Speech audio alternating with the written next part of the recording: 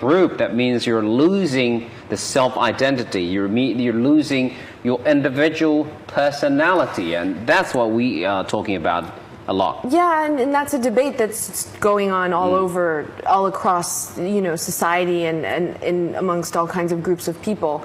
And I think, not to sound like a broken record that keeps skipping on the same spot, but it does come back to harmony. I think maybe this is idealistic, but a balance between the two is probably where both sides should be sort of looking to go for. Yes. It isn't always about you, but it isn't always about the group either. No, because every logic is right.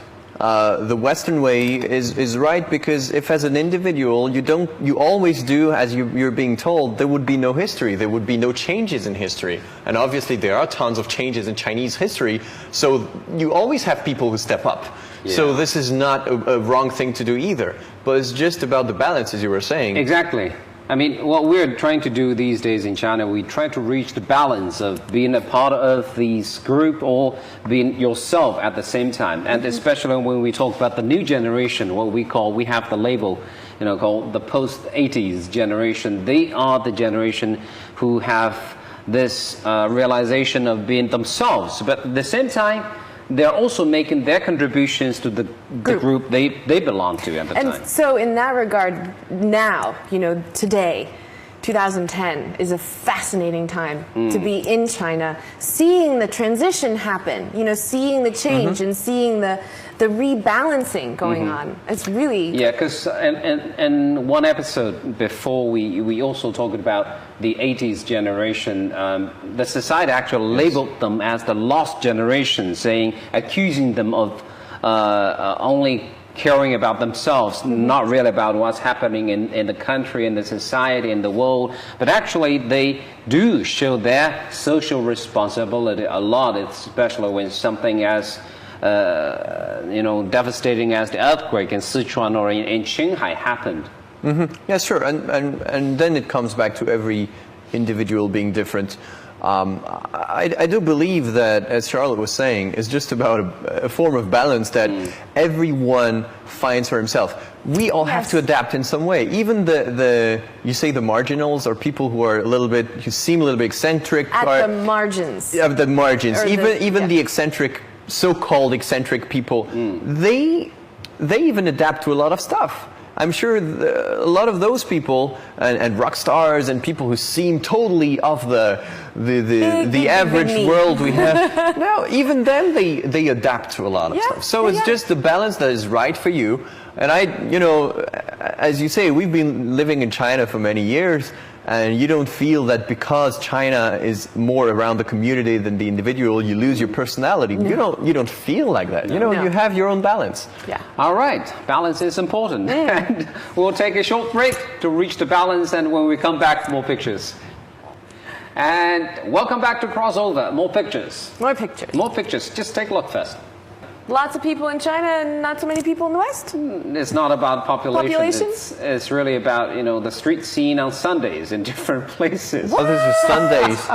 Sundays, okay. We're saying, basically in many Western cities, you don't see that many people on streets, That's true, actually. And also in Europe and in the States, too, in some places, stores close really early. Yeah. Is it probably because of really are early. going to churches? Or religion. It's not about people going to churches, but we used to say that Sunday was the day, was Christ's day, the day of Christ. Sabbath. And that's obviously, it has something to do with religion.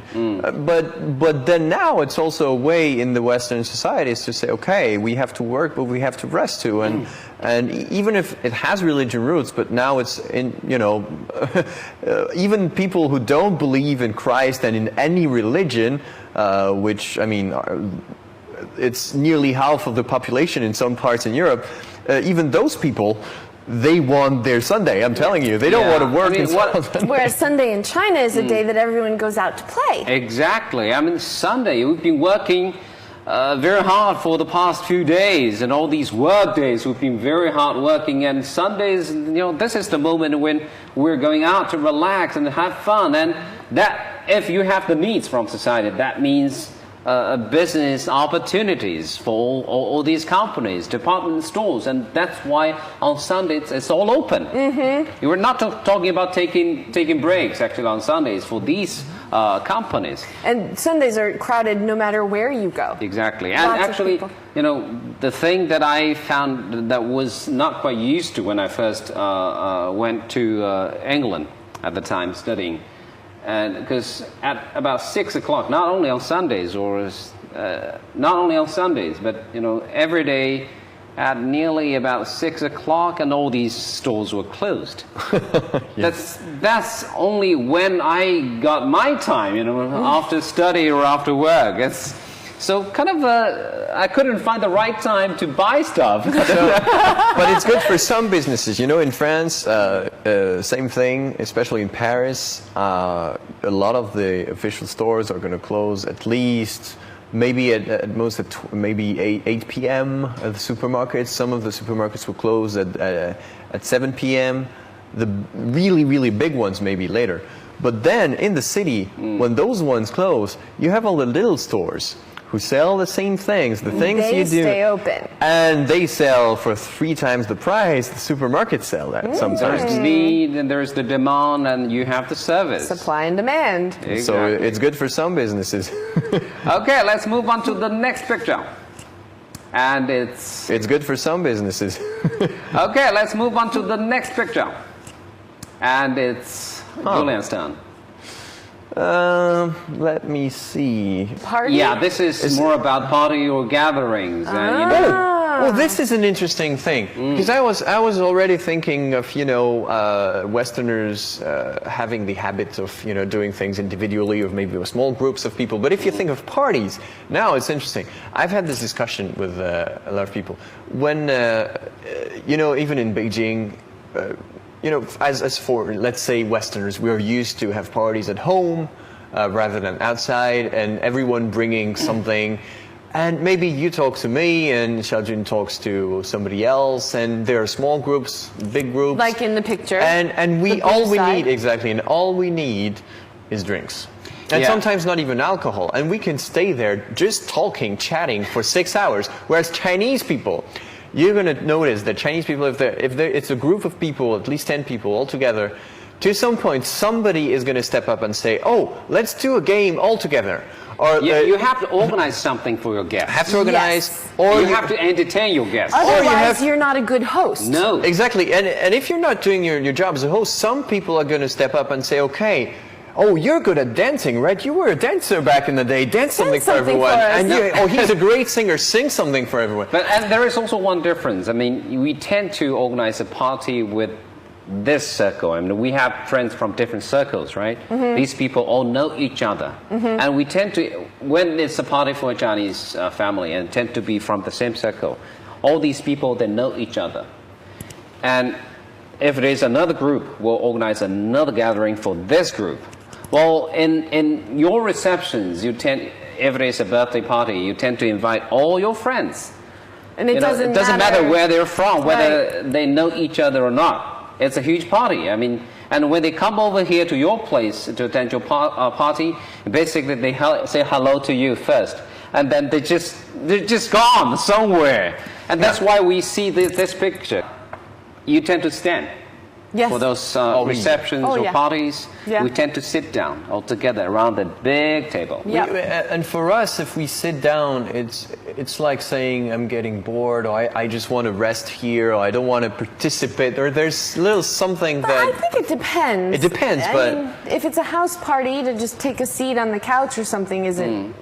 Exactly. I mean, imagine 20 people come into your house and everyone's sitting down. I mean, Yeah, that wouldn't happen. it wouldn't happen. No. Whereas in China, It as a would. guest, you would make sure that everyone has a seat or try to find something out. You know? Yeah, but if we extend this topic a little bit, if we're talking about bigger gatherings, like the family gatherings, I mean, the occasion for Chinese people to get together with your family members are basically these festivals. The most important one, the Spring Festival. Spring Festival. You know, you always go back home wherever you are, and you always try to get home with your family before the clock clicks. Yeah? Yeah. That's before midnight of that day. And also we have this Mid-Autumn Festival, the Mooncake Festival, and we have this Winter Solstice Festival. And these are the days when we'll get together with Chinese, with families, for Chinese people. What are the occasions for you to get together with families? With family holidays, Christmas or winter holiday. Birthdays. Birthdays, maybe, if you're close. But it's not a nationwide, say, campaign, you know, the nationwide Maybe festival. winter holiday. Yes. Winter holiday skiing. Whether it's Christmas or not, I mean, what winter holiday? And in America, it's Thanksgiving. Yes. What do you call winter holiday? What we call winter holiday is usually in February, in France. Winter holiday for us is usually around New Year's. Oh, no. Christmas, New Year's. Okay, but- so that's different for us. We have the 2 weeks at Christmas and 7 days apart, New Year. But then we have another holiday, which is around February, the beginning of February, mid-February. And this is called winter holiday For in your France. family. And we call that winter sports because everyone goes skiing at that With time. their families? Whereas, yes, whereas of course around Christmas and New Year's Eve, no one Yeah. will think of going skiing. But talking about gatherings and how we said how different it might be in China and in your countries, in the Western countries, say Chinese people tend to invite friends from the same circle, while Westerners tend to invite friends from different circles to get together. But there's a new development like in the internet community. You know, we have Facebook or Chinese versions of Facebook, the internet communities where you don't actually separate your different circles. They're all together. That's true. You don't categorize them. No. You know, well, It's there coming. are- It's coming. There are groups on Facebook. Mm-hmm. So, like your high school alumni group or your university group, and you can join those groups, and those are very much, you know, group circles. Mm-hmm. But if it's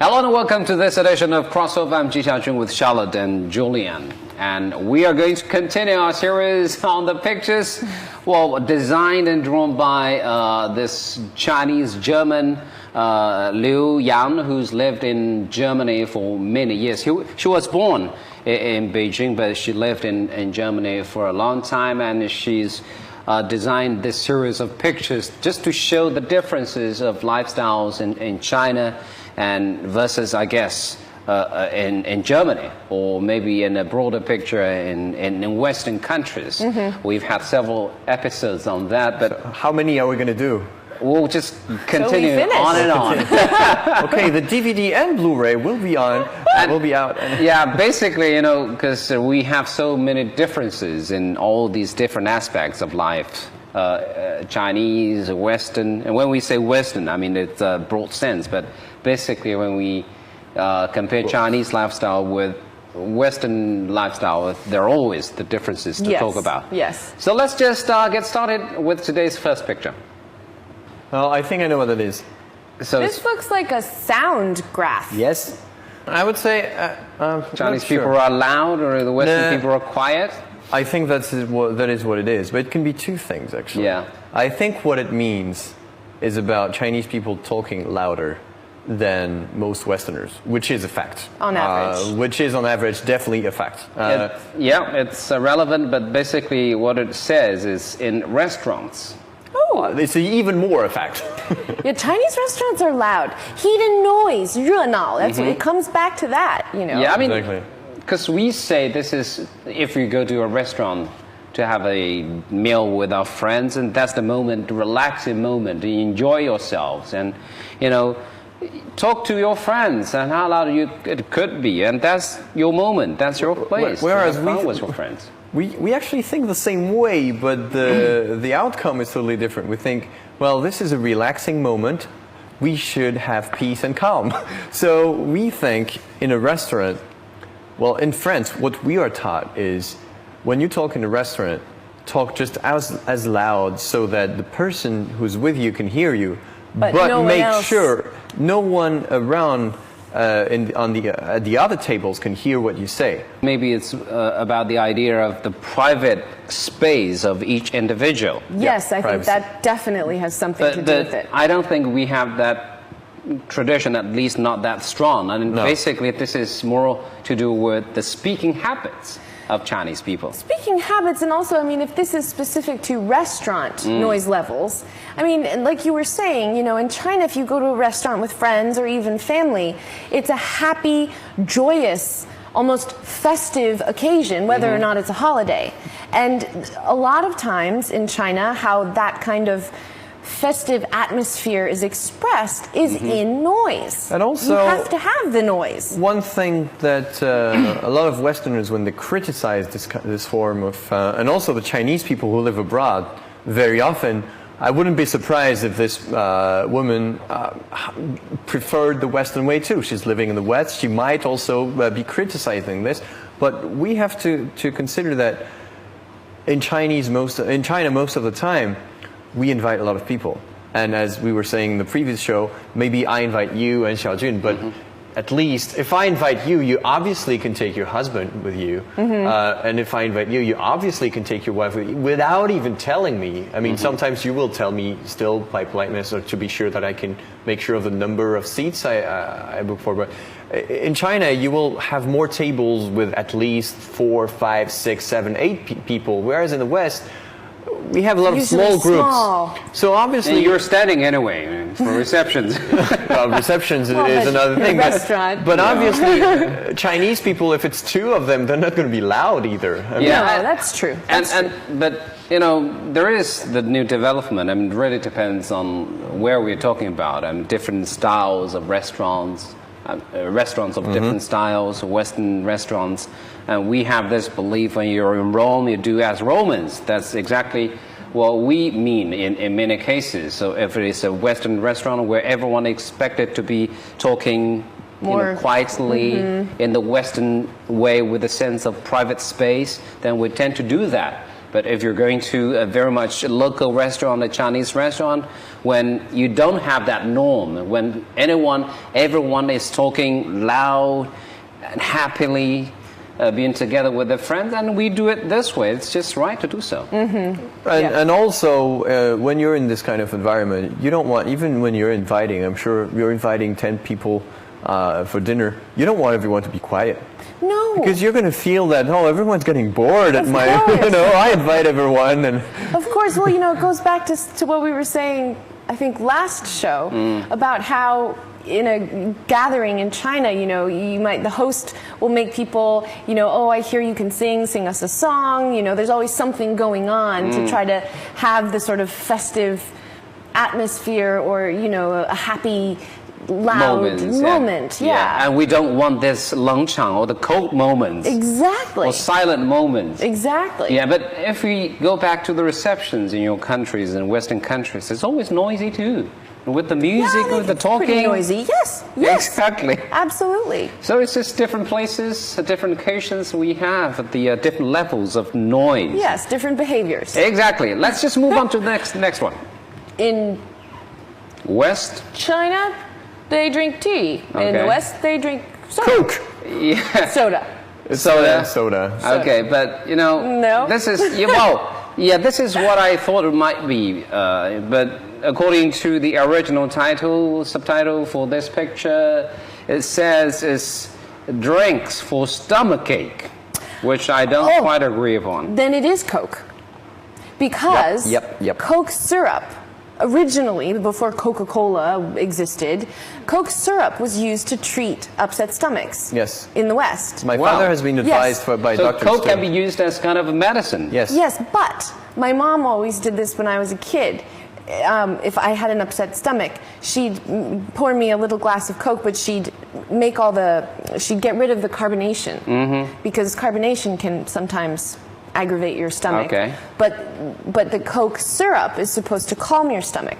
But I mean, for Chinese parents, they would never, in most cases, give their children Coke when No. they're too little. I mean, No. it's just no good. But kids do love Well, Coke. yes. It's But for sweet. example, I mean, not for stomach, but for I know in the winter, for example, a lot of Chinese people, and much more than the West, they will cook some Coke with some ginger in it.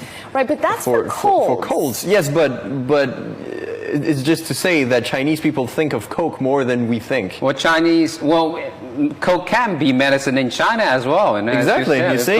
put Coke and ginger together and boil it. Yeah, Boiling, but yes. yeah, boil They it. boil it. They boil it.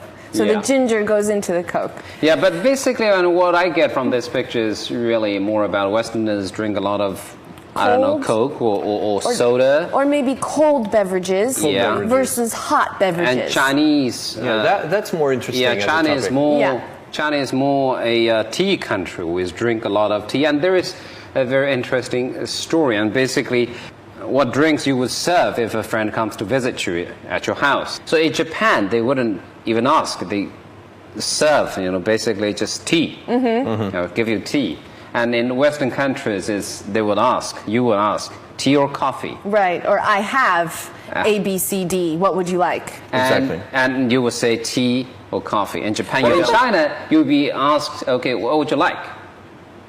And the answer in many cases would be anything. Yeah, whatever's easiest. Or, Whatever, I'm okay. Yeah, 什么都行. It Doesn't sounds matter. easy and simple, but when you say anything, yeah, what exactly that is? And there was actually a brand of ice creams that around 10 years ago came out with with an ice cream which Called name anything, was, or whatever. was anything, 随便. That was the name of the ice cream because people, you said, what will you have? Anything? Well, actually, that's the name of a dish as well in restaurants. You can get fried 随便, which is fried anything, which is just a bunch of vegetables. So, okay. So- I'm just curious on what exactly Yeah, is in honestly, there when yeah. you say anything or Just a whatever. bunch of vegetables. This is the real cultural difference. But I was yes. going to say, though, usually, though, if your host in China says, what would you like to drink? And you say, oh, anything's fine.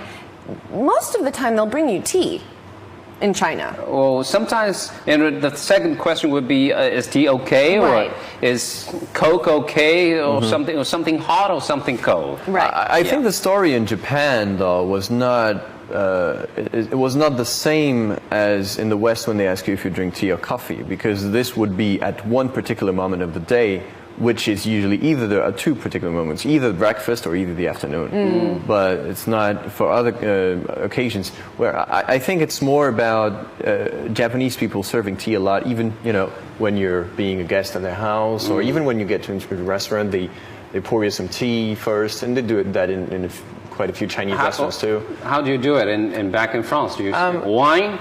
First of all, Yes. there's one thing that has to be given to you in any restaurant. You can ask for water. In France, it's illegal for a restaurant not to give water. Okay. You cannot. I know that in Beijing, I asked my girlfriend who's in the business and asked, "Is there any law to say that No. you can ask for how do you call this kind of A bottle? carafe A of carafe. water? Yeah, you say carafe too. Yeah, Okay, yeah. so it's a carafe. It's tap water. And in France, you can ask for tap water without paying for it. If they make you pay for it, it's illegal. You can always ask for hot water or warm Yes. water in China. Boiled water. Yes, in Chinese restaurants, if you want your free water, Yeah. it's boiled water. And my mother was telling me that it was because she loves tea. She drinks tea all the time in France too. And she was telling me that she was amazed at the fact that boiled water was free everywhere in China. She was saying that, I have my tea, my leaf tea. Can I have When some hot water? even when she goes to a tea house in France, she asks every time. They give a very, very small teapot, and it's on purpose. And it's very hard to ask for more boiled water. But that's what the business is about. And I if know. you bring your own tea. But they want, and you have a lot of people who actually, when they don't have enough tea, will think, okay, well, I have to get a new one and buy a new one because the leaves will be new and it'll be better. And I think they forced people into thinking like this, whereas Chinese people will drink out of the same bunch of tea leaves until Multiple times. until there is nearly no taste, and then change it maybe. But Right. it's a different tradition. Well, I mean, when it comes to tea, we always have so many stories to Oh, tell. yeah. Okay, very short break, and when we come back, more pictures to show you. And welcome back to Crossover, and you've got another story to tell about tea or what? It's about boiled water. Okay. It's a very good piece of advice for anyone who has a small hotel in the West. If you want to attract Chinese tourists, just right at the front door, we have boiled water in the rooms. But don't they have a boiler? I mean, No, No, not no. necessarily. No? No. No. Whoa. And you see that in many hotels in Paris. Some do, but not all.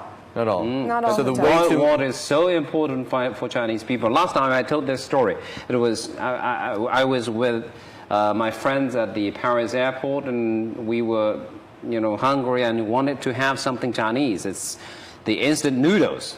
So we have those boxes, and with the dried noodles in there. All you we need didn't is hot have water. Yeah, we didn't have hot water. find a place that sells coffee, and they have the big That's machines. exactly what we did. We just went up to Starbucks, one of the Starbucks, and basically what we thought was at the time, if you just go directly to the Starbucks and asking for hot water might be not that appropriate. So what we did was one of us would just go there and buy a cup of coffee. And then asked For hot water. the serviceman, "Can I have some hot water?" And it worked. It worked? Pretty well. Oh, good. For all these boxes. You can also do something else. Ask for a cup of coffee, but say, please, I'll do the coffee myself. Give me the water and the coffee separately. And coffee back to you. Anyway, these are little jokes. Well, actually, these are the experiences. Yes. The interesting experiences of boiled water. Just how important it is. You can't imagine it. Sometimes we have this idea, perception boiled water has to be hot. Mm-hmm. But we do drink cold water. It's, Boiled? Yeah, it's Cold boiled water? Cold Yeah. water. Yeah. In summertime, we do drink cold water, so it's not always hot. Hot water, not always hot boiled water. But it's not always full of ice. No. That's a big difference in the States. We If you don't- ask we for a don't glass actually. of water, it's full of ice. It's so cold you can't drink it. No. And maybe the ice So- was once boiled water that they made. Okay. Next picture. Okay, let's just move on to the next one. Well, the most obvious example I've seen were Japanese tourist buses. And I think if it's what it means about going to touristic sites and Europeans seeing by themselves and Asians taking more pictures, I don't know if it's what it means. Yeah, but that's what it's about. And when traveling, Westerners tend to look a lot, and Yeah. you don't really. Well, sometimes you do take pictures, but it basically it's about the scenes. Well, in Asia, if we say for Chinese people, when we go to a tourist spot, we see, but at the same time we take pictures, and in many cases with ourselves in it. I think especially if you're on a tour and you're only given 5 minutes in a huge cathedral, you don't have the time to really go around and look at everything the way you might Yeah. want to. So taking pictures can be, a good way to get as much of it as you can, and then you can look at it and appreciate it Yeah, either you take when you this- have the time. Yeah, either you take these scenes back home in pictures, or you have something to show your friends. See, this is a nice place. I've been there. Look, all these pictures I've taken over there. Right, and also with pictures, if I look through friends of mine, like my Chinese girlfriend's vacation photo albums, she went to Malaysia recently, and she came back and showed me her pictures, and she was in a lot of the pictures of the sea, and whereas if it had been me, I might have just taken pictures of the sea. I wouldn't want me in the picture. But, what she was saying to me was, she said, look, I stood there. I like to take people because when I'm at a very beautiful scenery, I think tons of people have taken this picture, and you can find it on the internet, and it's going to be a much more beautiful picture than whatever better quality than whatever you take. exactly, because they don't have professional Lanes. So for me, it's all about just taking the facial expression of my friends, or capturing the your moment. Capturing the moment. I think personally this is what attracts me with pictures. Yeah. Otherwise I don't take pictures of sceneries. But I guess the habit of taking pictures with ourselves in these pictures has a lot to do, especially in China, with the history. Because in the old days, and if we go back, say, 20 years ago, to have a camera, not to mention a digital camera, to take a picture was a big deal. It is a big deal, and sometimes we have to go to those photography Studios, right? to take pictures of yourself for maybe a birthday celebration, or maybe with all these family members when they're traveling, they're tourists, but they're very well dressed in suit and tie. And it's because it is a big thing for them to travel, and they want to look smart in the pictures. And sometimes it's not that comfortable, to walk long distance. But this has a lot to do with history. I was on the Great Wall last month, and there was a woman in a dress. It was a very hot day. In a dress, High heel? pearl necklace, high heels, For Great Wall. climbing Badaling, which is the steepest part of the Great Wall, of the the tourist spots of the Great Wall. Was she taking pictures? Yes, she was. I mean, And it made me feel, at first I thought, oh my gosh, here's a woman wearing high heels on the Great Wall. And then I saw her, and she was with her husband, who was dressed very well, and then with their daughter, who was in a frilly dress and hair bows, and they were posing for pictures. Exactly. Look nice, though, with all the nice dress and high heels. We've talked about this before, and I just want to mention it.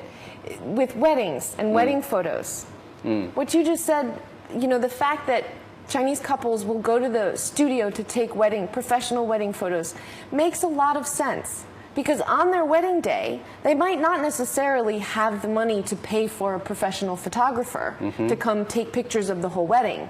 So they don't have the option necessarily to take pictures at their wedding. So they go to the studio so that they can have these pictures. Well, in studios, you have all the lighting, Yes, you have all these exactly. professional photographers. Exactly. And talking about photographs, we do have a lot of stories to tell. And I have another one. I know you have another stories to tell. And we're going to take a short break. And welcome back to Crossover. So, your story first. My story. Well, there's something that we see more in China, I think. It's about pictures of children, and there's this kind of service you have now in a lot of studios. You can rent all types of different clothes for your child, and a friend of mine did that for first anniversary, second anniversary, birthday of the. I'm being French. Yeah, in French it's anniversary. And he every time. He had different clothes for the child, and it's so cute. You see the 2-year-old or 3-year-old child wearing policeman, or How cute, the themed clothing. themed clothing, or kung fu Costumes. master costumes, or anything. Even a friend of Batman, how great. Superman. mine, and another friend of mine even did that for her baby when he was, I think, 6 Couldn't months even old. walk. Yeah, Couldn't 6 walk. months old, and he was wearing all kinds of tiger skin, or I mean, and these days, talking about new business, photography for animals or for your pets. It's no such a big deal, not as big as years ago, to take pictures. So you wouldn't see that many people, especially young people, wearing so formally when traveling. And it's not always, we take pictures with ourselves in it. Sometimes it's basically just scenes. And you see that in photographs, old photographs, say photographs from my grandmother's age in the United States, when photography wasn't that common, at least when she was growing up. The photographs she has of herself are very stylized, studio, tinted, beautiful. So we all have photographs. those phases. Yes, of course. Different Whereas faces. now, Of course. now it's more about capturing the moment, Yes. and anytime, anywhere. And so many times you have your own camera and you're playing with your phone, and you realize that you only have time to grab the moment with your phone. Today's phones have So great multifunctional, so Yeah. powerful, and it's all more about sharing the moments with your friends, and that's why you can at any moment post your pictures on the internet. You share it with your friends, wherever they might be. Yes. Okay, let's move on to the next one. More pictures to show you. And Charlotte? Okay, this one's not hard. Pale skin in China is what is considered beautiful, or Yeah. what, an ideal to go for. And in Germany or Western countries, maybe, to be tan or have darker skin Yeah. is So- beautiful. My So first- it has nothing to do with the underwear color. No. You're talking about the bikini. No, no. The color is different too. Julia, come on, focus. Anyway, yeah, exactly. I mean, we have different aesthetics. So we have different criteria for being beautiful. We talked about this, and being pale is just important for Chinese women, Chinese girls, and that's why we see so many umbrellas when it's so shiny. Well, Yeah. all So the hot Westerners out. say, well, what a fantastic weather for for tanning my skin. It's true. It's true. But I think a lot. We've discussed. Where does this come from? This sort of idea of tan is beautiful or darker skin is beautiful versus paler skin is beautiful. And we were saying that in China, to have pale skin is a sign of you being able to maybe stay inside and You're not exposed to all the labor. yeah, to and the sunshine. elements and laboring outside. Whereas I think darker skin, tan skin in Western countries, I think it's more of a recent beauty phenomenon. Is it Yes, it's 50, 60 a years ago? sexy thing. 50, 60 years maybe. Yes, I would say that, and don't forget that back in those days, I mean, white people were still the main sort of race in those countries, and there was a lot of, how do you say, inequalities or inequalities in society. And more we started to have immigration and people traveling to all different countries. And equal rights and for equal rights. everyone. And you could see a lot of mixed races and beautiful and a lot of Beautiful skin a lot of. I colors. mean, now you see a lot of the most beautiful models in the U.S. Yeah. especially. They are all from multiple origins. I remember even Jessica Alba. I think she has like, I don't know how many different origins. And that's a really good point. That might also that has something to do with our changing views of what's beautiful. But I think you made this point when we were just talking, is that to be able to lie in the sun, go to the beach, lie by a pool, lie in the That's sun, is a sign of A lifestyle, wealth. elite lifestyle. Yeah, a sort of more luxurious lifestyle. Yeah. Is the contrary as here in the tradition, Opposite. where Yeah, you would that's say, why we wouldn't understand in many cases. And then when people see signs like that on the beach, people would just take off the clothes and lie with your face down on the beach, and people would be okay. And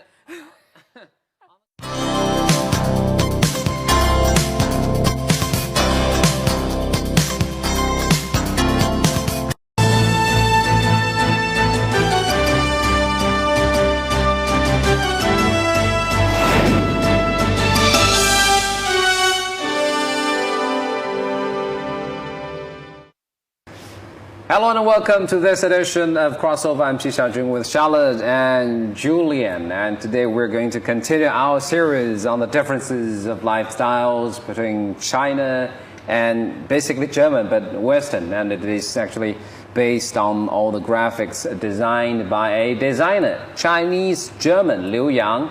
The lady, she was born here in China, but she went to Germany when she was only 13, and she studied in Germany, in Berlin, in London, in New York. And so she's got the opportunity to compare different cultures, and that's why she's got this project, all these graphics telling the differences. So today we're referring to these pictures again to see how different we might be. Some pictures we might agree upon, but some not necessarily. So much. But I have to say, it's still quite an innovative way to go about doing cultural comparison. Yeah. I mean, whether or not you agree with it or whether or not you think it's true, it's still interesting. There's one thing you could disagree on, but I kind of agree actually with the principle in a way, which is that she compares China to the West.